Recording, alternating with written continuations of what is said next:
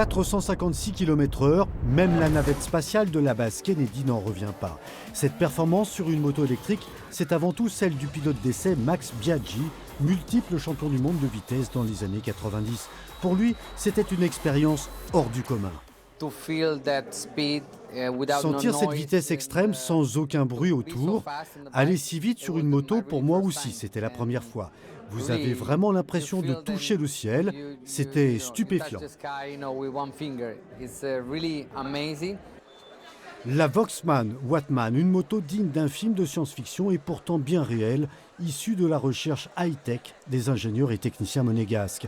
9 années de travail pour aboutir à ce prototype, carénage ultra léger, des pneus révolutionnaires, une batterie de 100 kg qui propulse la moto à la vitesse d'une Formule 1. On est parti de zéro et on a tout remis en question sur ce qu'est une moto. Et vraiment, comment la concevoir pour être le plus rapide possible en consommant le moins d'énergie possible. Mais à quoi peut bien servir un tel engin? C'est un centre d'essai pour fabriquer la moto de demain. Le câblage, l'électronique, les organes de sécurité, le freinage, les gommes. Un véhicule comme ça est un laboratoire. Et ce qu'on vient de démontrer, c'est que c'est fiable. Et donc, ce sera d'autant plus applicable à des vitesses qui seront beaucoup plus faibles. C'est bien la moto électrique la plus rapide du monde.